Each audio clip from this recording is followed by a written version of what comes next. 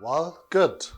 So, everybody I talked to, the conversations I have, they're like, I need to be a better person. I need to be a better person. I need to be able to deliver. I need to be a good person. I need to be a good leader.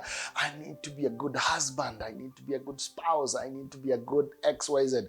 I'm here to meet someone who tells me, I want to be a bad person. I want to be the worst person ever people will deal with. Anyway, if they're out there, probably there are people out there who want really, their intention is to be the worst person ever. Now, at the core of you desiring and becoming that person you want to be, at the core of that, there are three things that for me I'd like us to look at. And there's a tool we call the core. At the core of your person as an individual, there are three things: IQ, EQ, and PQ. Let's just talk a little bit about what is these things. And at the intersection of all those three, that's where your core strength as an individual, as a leader, as a father, as a husband, as a mother, as a wife. That's where your core is. The core, the who you are, what makes your ability to thrive in that space. You might have money. You might have all these things. But if your core is not strengthened, all this might mean nothing to you. Now, the first one is your IQ. And that's skills intelligence. That is task awareness. And that is really being aware of what is expected of you to do. Your hands, the ability to deliver on what you need to do. Now, in most cases, we all get hired because we are skilled. We are aware of XYZ. We can do XYZ. You can act, that's a skill. You can talk, it's a skill. You can draw, it's a skill. You can do accounting, it's a skill. You can analyze financial data, it's a skill. You can be very good at it. And when you show up and talk to people about it, everybody gets, wow, that guy is brilliant, because his IQ, his understanding of these issues, his understanding of facts, his understanding of what is expected of him in his skill area is way over the roof. And he's amazing. You listen to him and you get wowed at what he's talking about, because his experience, his training, his exposure, all these have built his ability to deliver on that skill. And if you find you're lacking on that skill, what you need to do is to train. Go for a training.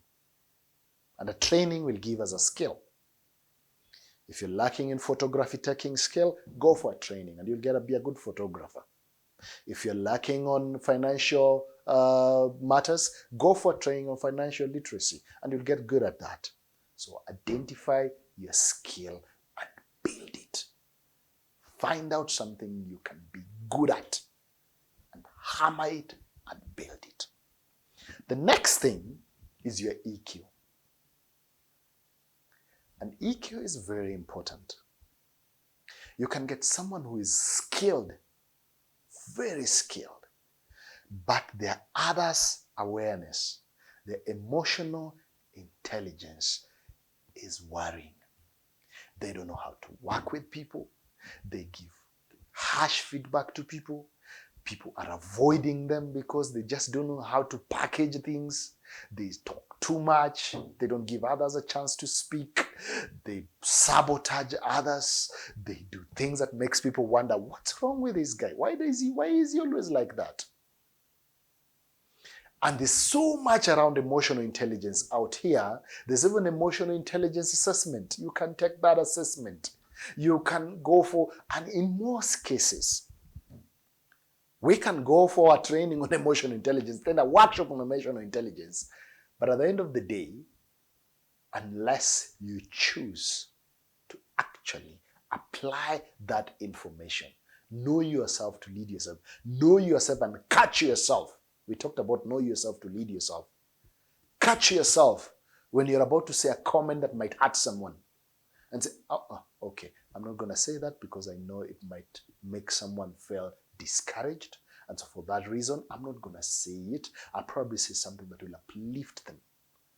And when you're aware of your actions towards others, when you become more aware of how your actions or inactions, your words or lack of words therefore, or how your presence affects other people,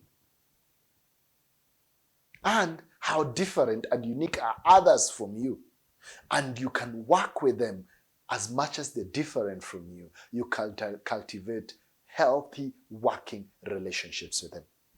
You can acknowledge that not everybody has to think like you. Not everybody wakes up at 8. There are those who wake up at 4. There are those who wake up at 9 a.m. And so everybody has their least preferred and most preferred approach to issues. And when you can appreciate all that and ask yourself, okay, so if they prefer something that I don't prefer, what does that mean to us working together? And you can listen to others. You can take feedback graciously. You can give feedback without necessarily wounding people. And that's very important for you as an individual, as a father, as a spouse, is your emotional intelligence, others' awareness. If you're lacking on EQ, you realize you will not have influence. You will struggle with building influence because you're lacking on EQ. So people will be looking at you and like, nah, I can't. I know he's brilliant, but anyway, I can't follow that guy. And when sometimes you mention, oh yeah, that guy. No, we're not working with that guy because that guy, yeah, he's good. Yeah, he's amazing at what he does. But no, I'm not willing to sit down even a minute with him or with her for that matter. So what's your EQ like? The one is PQ. And that is your self-awareness, your personal awareness. How aware are you of your own internal battles, internal war, internal challenges, your strengths and your weaknesses? How is that like? And sometimes, I snap easily at comments. I talk too much in front of people, or sometimes I feel intimidated and I don't want to talk. Sometimes I feel XYZ, I'm my worst enemy. I struggle with effective communication, or sometimes I come out as arrogant to people. Whatever that is, sometimes I promise too much and I don't deliver. Sometimes I come out as a salesperson to people. Your self-awareness. How are you on that? And you need to interrogate that internally and ask yourself, how aware am I of my own strengths and weaknesses, my own personal challenges, my own growth areas, my own battle that I have to deal with every morning or every day to bring myself to where I want to operate? What does it mean for me to lead a team? What does it mean for me to lead a process? Is it easy or is it a struggle? And so you need to ask yourself those questions on your self-awareness. Because in most cases, if you are lacking on self-awareness, you will be very inconsistent. You'll be very inconsistent. Today you're operating at this level, tomorrow nobody doesn't even know what you're going to offer. And so you're shifting every now and then. And people are like, does anybody understand Gabriel? I don't think we understand him, because every now and then we are experiencing flavors and shapes of him that we really don't know. It's because Gabriel is battling with his own self-awareness. His self-awareness is lacking, and he doesn't know how to manage himself. And so that is why he's very inconsistent in how he approaches issues. And so these three things contribute to your core. And I'll just say this again. If you're lacking on IQ, what you need to do is go for training, on that skills training. If it's an EQ conversation, what you'll find in most cases, you lack influence. And so you need to interrogate that. And as much as you'll be able to go for training on EQ and all those things, is being able to apply yourself, apply that to your growth. And then PQ, you'll be very inconsistent. And if you realize you've been very inconsistent, probably revisit your self-awareness conversation. Is that what is making you inconsistent? And so all this also, again, it's always good to assess things. So maybe you can say, okay, in a scale of 1 to 100, where am I on my IQ in this matter? In a scale of 1 to 100, how am I doing on EQ in this matter? In a scale of 1 to 100, how am I doing on PQ on this issue? And when you're leading a team, this is a very important conversation to have. And also to have with your team.